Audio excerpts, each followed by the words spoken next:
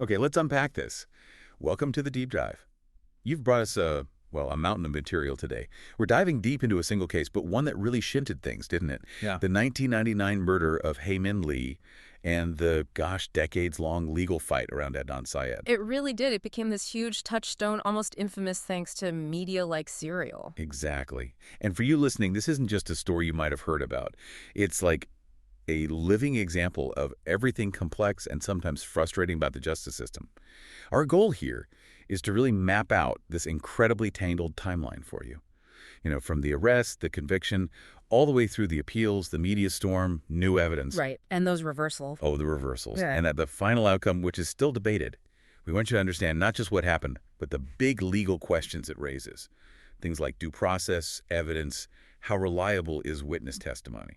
And what's truly fascinating, I think, is how this one case, this single tragedy, became this lens through which we examine potential flaws in the whole system.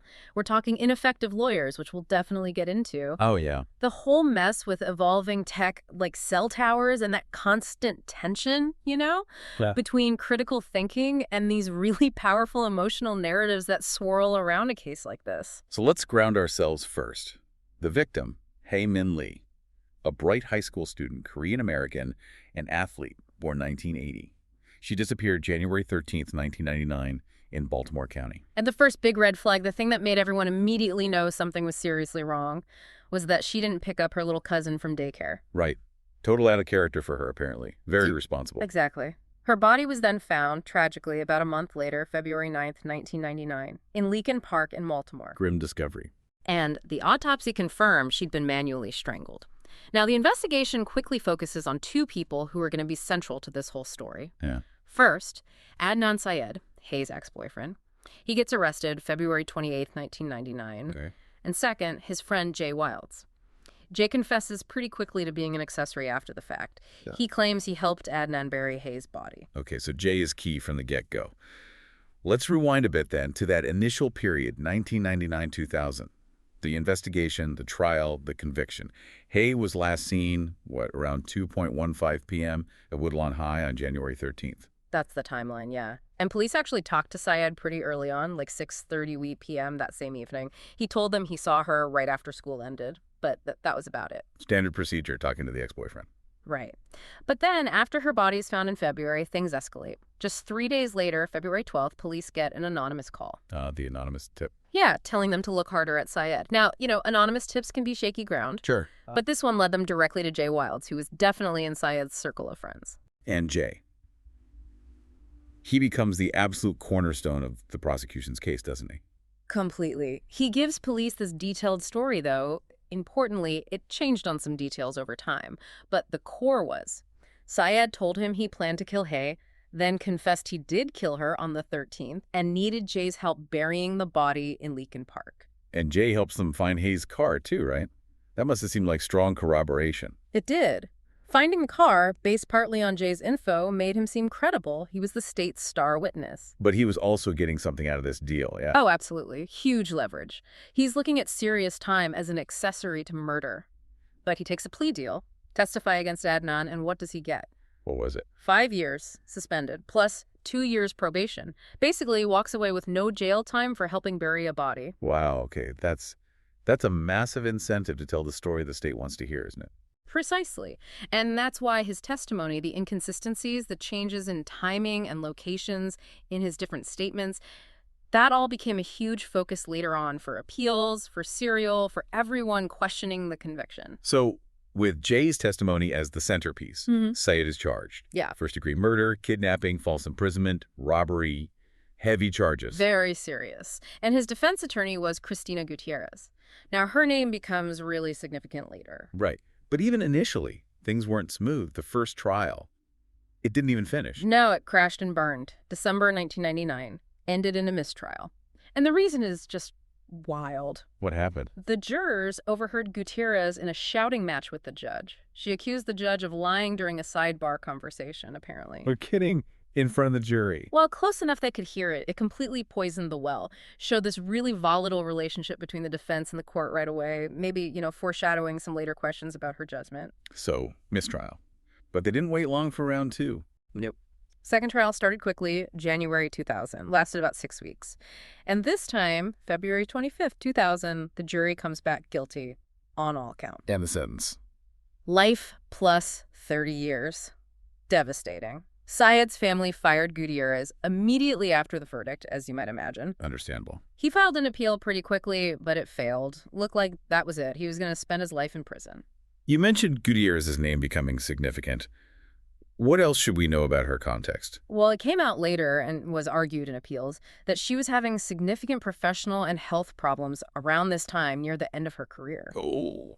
Yeah, she was actually disbarred in 2001, just a year after Syed's conviction, for mismanaging client funds. Serious ethical breach. And sadly, she passed away in 2004. Okay, so that definitely adds weight to the later arguments that maybe she wasn't just making strategic errors, but was genuinely impaired? That became the core of the ineffective assistance of counsel claim.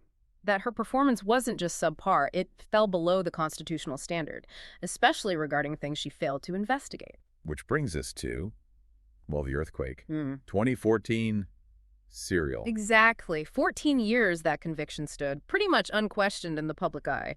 Then Serial drops. And it wasn't just a podcast, it was a phenomenon. First season, all about this one case. Sarah Koenig hosting. The numbers were just staggering. You said it earlier, over 100 million downloads by mid-2016. Yeah, incredible reach. It wasn't just reporting. It was investigative journalism, reaching a global audience, turning millions of people into amateur detectives, poring over every detail. It put immense pressure on the system. And it shone a massive spotlight right on Syed's ongoing efforts to get post-conviction relief. That process had actually started way back in 2010. Ah, okay, so he'd been fighting it already. Yes, he filed that petition alleging ineffective assistance from Gutierrez back then.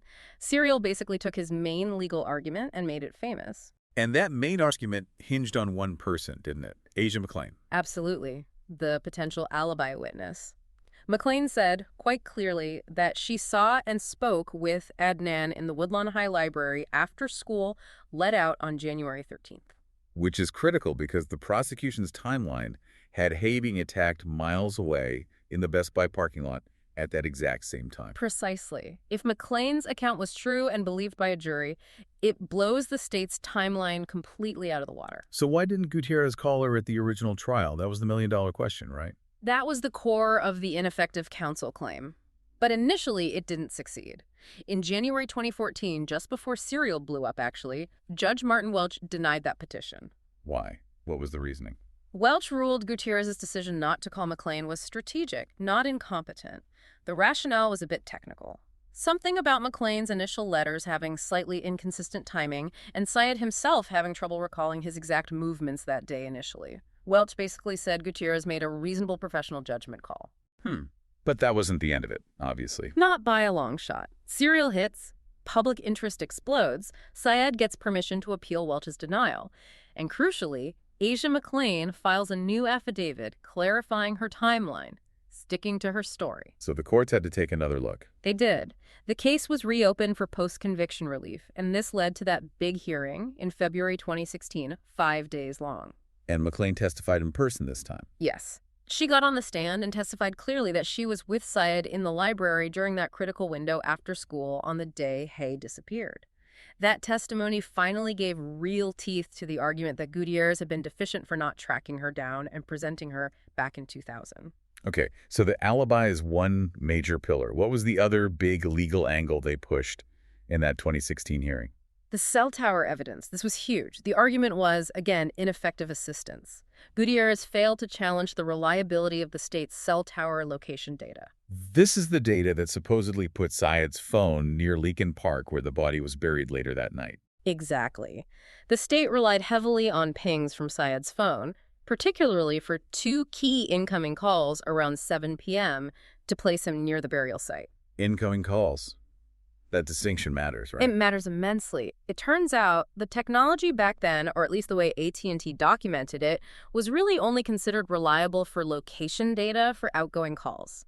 Huh. The defense argued, and evidence later supported, that for incoming calls, the location data from the tower ping was not reliable for pinpointing where the phone actually was. And Gutierrez didn't challenge this, didn't cross-examine the state's expert on this specific point. Apparently not effectively, or perhaps not at all, regarding the incoming call reliability issue. And the smoking gun that emerged later was this fax cover sheet. Right, I remember reading about this. Yeah, a cover sheet that came with the cell records provided by AT&T to the police way back when, and it had this disclaimer on it, basically saying, hey, location data for incoming calls, not reliable. And the defense never got that, or Gutierrez got it and didn't use it. That's the million-dollar question again. Either way, it wasn't used to challenge the state's expert. It was a critical piece of context that was missing at trial. And then other media picked this up too, right? Like the Undisclosed podcast. Yes, Undisclosed did a really deep dive, particularly on the technical evidence. They dug into the cell data, the expert testimony. And did they actually get the state's original expert to sort of backtrack? They did. They persuaded Abraham Aronowitz, the prosecution's cell phone expert from the 2000 trial, to sign an affidavit. He stated that if he had been aware of that disclaimer on the fax cover sheet about incoming calls being unreliable, his testimony about the certainty of the location data would have been different, maybe even inadmissible. Wow. Okay, so now you have a credible alibi witness who wasn't called, and the state's own technical expert saying the key location evidence might have been presented incorrectly. Exactly. That combination proved powerful, at least temporarily. In June 2016, Judge Welch, the same judge who initially denied relief, reversed his own decision. He granted Syed a new trial and vacated the conviction. And the reason he gave. Specifically cited Gutierrez's failure to cross-examine the cell tower expert about the reliability issue. That was the hook he hung the decision on. A huge victory for Syed. Yeah. But temporary, as you said. Yeah. State appealed. Immediately. They argued Welch got it wrong, that Gutierrez had been effective enough, and that even with McLean or the cell tower questions, the overall evidence was still strong enough. And that kicks off this dizzying legal seesaw phase from 2018 to 2022. Right, back and forth through the Maryland courts. So what happened next? Well, first, in March 2018, the Maryland Court of Special Appeals, that's the Intermediate Appellate Court, actually agreed with Judge Welch. They upheld the decision, granting a new trial. Okay, so far so good for Syed. And their reasoning specifically mentioned the failure to contact Asia McLean. They said that failure alone could have raised a reasonable doubt in the mind of at least one juror. Remember, you only need one juror to hang a verdict. Makes sense. So new trial seemed locked in. You'd think so. But the state wasn't done. They appealed again, this time to Maryland's highest court at the time, the Court of Appeals. Yeah. And in March 2019, they reversed. In a really close 4-3 split decision, they denied the new trial and reinstated Syed's conviction. Wow. 4-3. That's tight. What was their logic? It was kind of a two-punch combo against Syed. First, regarding the alibi witness, Asia McLean, they actually agreed that Gutierrez's failure to investigate her was deficient performance. That's the first part of the test for ineffective counsel. Okay. But they said it didn't meet the second part, prejudice.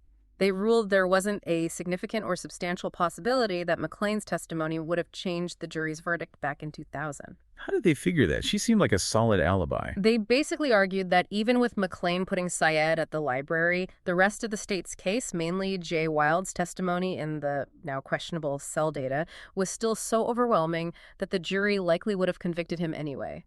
It shows how high that prejudice bar is on appeal. Okay, so they minimized McLean's potential impact. What was the second punch? The cell tower evidence. They slammed the door on that issue entirely. They ruled that Syed had waived his right to argue about the cell tower evidence reliability. Waived. How? Because, they said, he hadn't raised that specific argument clearly enough in his original post-conviction petition back in 2010. Procedural grounds.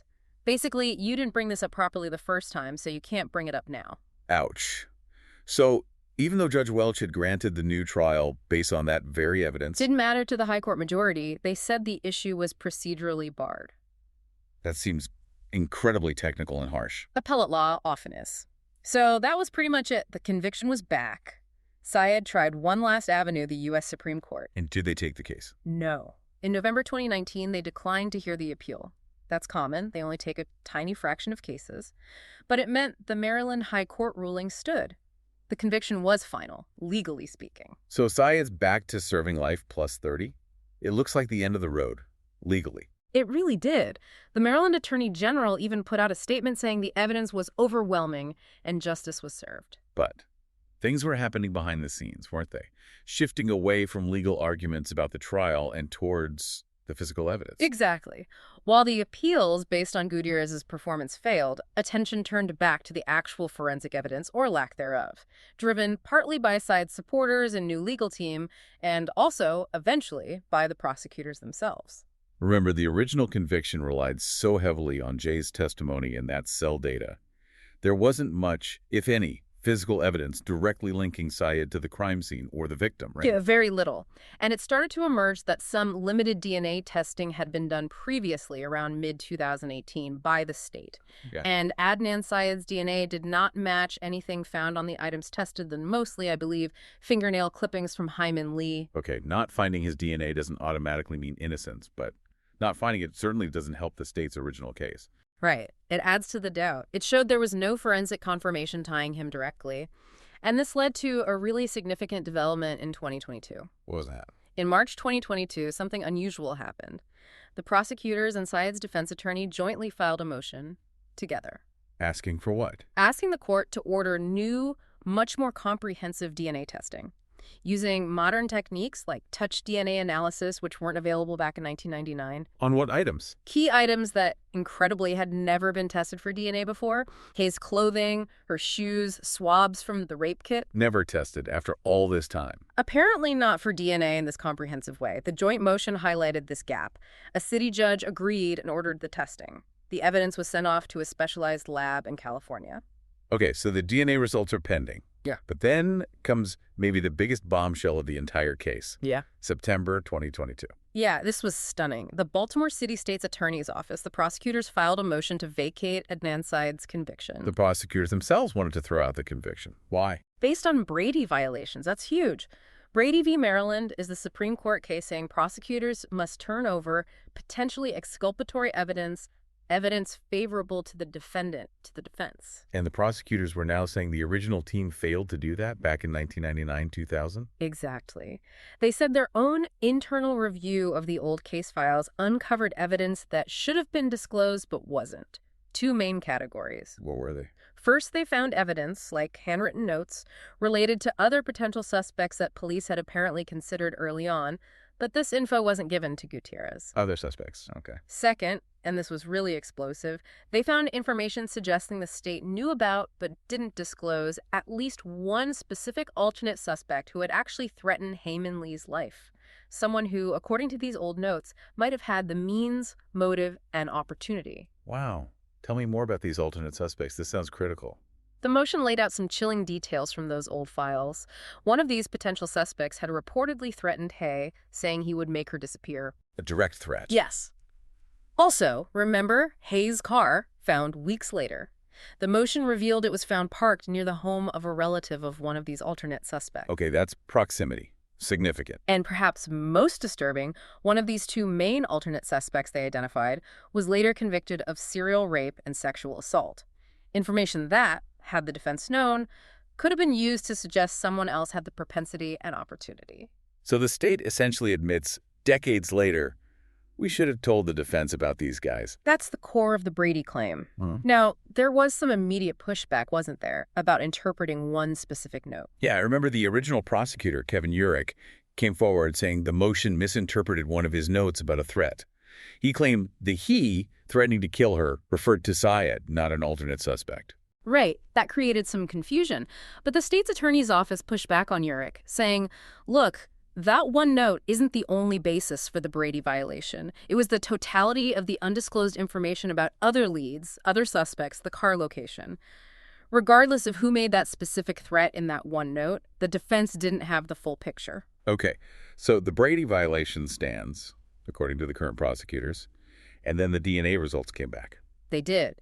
And again, crucially, no trace of Adnan Syed's DNA was found on any of the items tested, including Hae's clothes and shoes. Some ale DNA was found on her shoes, but it didn't match Syed. So no DNA link, plus the state admitting it withheld evidence about other suspects. That combination was decisive for Judge Melissa Finn. On September 19, 2022, she granted the motion, vacated Syed's conviction. And he walked out of prison that day. He did, after 23 years behind bars. An unbelievable moment. And what happened with the charges then? If the conviction is vacated, does he face a new trial? Well, the state had 30 days to decide, but they moved quickly. In October 2022, citing the new DNA results specifically, the state's attorney's office filed what's called a nolle prosequi. It means? It's Latin, basically means we will no longer prosecute. They dropped the charges completely, dismissed, Yeah. based on the DNA results and implicitly the lack of faith in the original case without that withheld evidence. Okay, so now it's finally over, right? Conviction gone, charges dropped, he's free. You would absolutely think so. But no, this case just refuses to follow a straight line. Another twist was coming, this time involving victims' rights. Hae Min Lee's family. Her brother, Young Loo.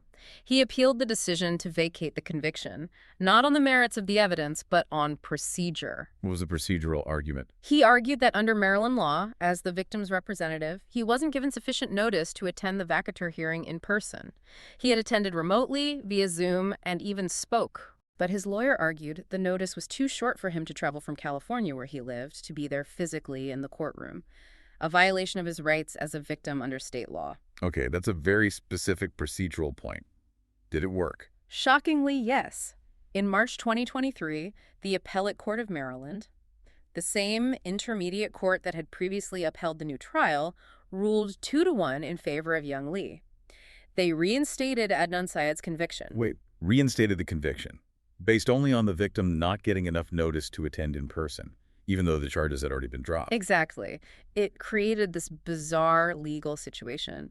The court agreed Lee's rights were violated because he didn't get adequate notice to attend in person, even though he attended and spoke remotely. So they threw out the vacatur order itself. What does that even mean? The charges were dropped. Nolle prosequi. Yeah. Can you reinstate a conviction for charges that don't exist anymore? That's the legal paradox it created. The appellate court didn't really address the nolle prosequi. They just said the order vacating the conviction was invalid due to the procedural error with notice. Technically, the conviction popped back onto the books. That's baffling. Did they say anything else? They also criticized the way the prosecutors filed the original motion to vacate. They said it wasn't detailed enough, didn't explicitly name the alternate suspects, or fully explain why the state now believed they, and not Syed, might be responsible. So procedural complaints on multiple fronts, but nothing about the actual Brady evidence or the DNA results. No, the ruling was strictly about the procedures surrounding the vacatur hearing and the motion itself. It ignited a huge debate about victims' rights versus the process for correcting potential wrongful convictions. So Syed's conviction is technically back. Did he have to go back to prison? He didn't immediately. His lawyers appealed this reinstatement, obviously. The case went back up to Maryland's new highest court, the Supreme Court of Maryland. They restructured the courts. They put a temporary hold on the reinstatement while they considered the appeal, so Syed remained free. This is unbelievable. Keep going. What happened at the Supreme Court? More drama.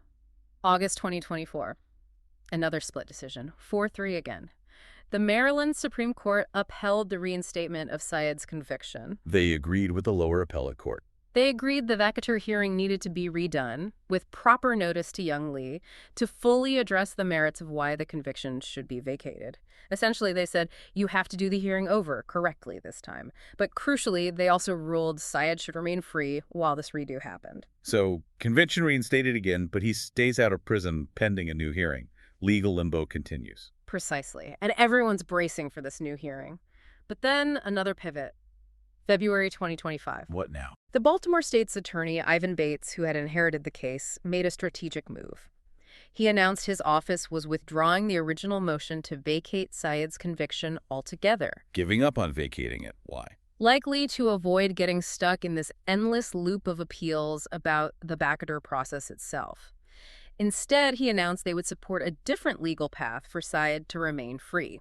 Which was? A motion for sentence reduction under Maryland's relatively new Juvenile Restoration Act, or JRA. Ah, okay. Tell us about that. The JRA allows individuals who were sentenced to long prison terms for crimes committed when they were minors. Syed was 17, remember, to petition for a sentence reduction after serving a certain amount of time. I think it's 20 years in Maryland. Right. It acknowledges that juveniles are different, brain science, potential for rehabilitation. Exactly. It provides a way to revisit those long sentences imposed on teenagers. So Bates said, okay, we won't fight about the vacatur anymore, but we will support reducing his sentence under the JRA. So they filed that motion. Syed's team filed it, and the state supported it. There was a hearing in February 2025 specifically on the JRA request. And in March 2025, Judge Jennifer Schiffer issued her ruling. The final decision. She granted the motion and reduced Syed's sentence to time served. Time served, meaning the 23 years he already spent in prison. Correct. Which achieved the practical outcome. Adnan Syed would remain free. But what about the conviction? Is it still technically reinstated? Yes. And this is the absolutely crucial, bizarre takeaway. Because the state withdrew the motion to vacate, and the courts had reinstated the conviction based on the procedural flaw, the conviction itself remains on the books. So, legally speaking, Adnan Syed is currently a convicted murderer. Yes. But his sentence was reduced to the time he already served, so he can't be reincarcerated for it. That is the precise, confusing, and perhaps deeply unsatisfying legal reality of where this case stands today. The conviction stands, but the sentence is complete. Wow, what a journey. So just to recap for everyone listening, conviction in 2000, based on a key witness and cell data. Decades of appeals, media blows it up, focusing on the alibi and cell data flaws. A judge grants a new trial, gets overturned. New DNA tests find nothing. Prosecutors themselves find Brady violations, get the conviction vacated, charges dropped. Then the victim's brother appeals on procedural grounds, gets the vacatur reversed, conviction reinstated twice by appellate courts. Finally, the state drops the fight over the vacatur but supports sentence reduction under the Juvenile Restoration Act. Resulting in conviction technically stands, but sentence reduced to time served. He's free, but legally the murder conviction wasn't ultimately overturned on the merits. An incredibly complex path. It really highlights issues of ineffective counsel, the impact of suppressed evidence, Brady, and this really difficult, evolving area of victims' rights, especially when they intersect with claims of potential innocence. It's just a masterclass in legal complexity. So, connecting this to the bigger picture, what are the main lessons here? The influence of media seems undeniable. Oh, absolutely. Serial fundamentally altered the trajectory of this case. It forced the system to re-examine a conviction that likely would have remained untouched. It shows the power, and maybe the peril, of popular media intervening in the justice system. And it highlights that tension, doesn't it? Between the legal system's need for finality for a case to be closed and the possibility that new evidence, new technology, or uncovered errors mean the initial result was wrong. Exactly. How do you balance finality with the ongoing pursuit of truth, especially when applying modern science or standards retroactively to old cases? The Syed case is Exhibit A for that struggle. So the big question this leaves us with, maybe for you listening to ponder, you have a case with no DNA linking the convicted person, serious questions about the original key witness, confirmed Brady violations by the state, a potential alibi. Yet the conviction ultimately gets reinstated on a procedural point related to victim notification.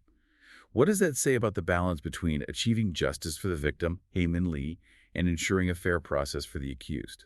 It's a profound question, because the outcome feels unresolved. The charges were dropped, nomme prosequi, based on the evidence, or lack thereof, but the conviction snaps back due to procedure. You're left with this legal ghost, a conviction without active charges, and a sentence already served. And meanwhile, the public is left wondering, if not Adnan Syed, then who did kill Hae Min Lee? That question hangs heavy over this entire saga. The identity of the person responsible remains, at least in the public and now perhaps even legal sphere, contested and ambiguous. A truly unsettling place to leave it. It shows that sometimes, even after decades of legal battles, the system doesn't always deliver a clear, satisfying answer. Definitely something to mull over.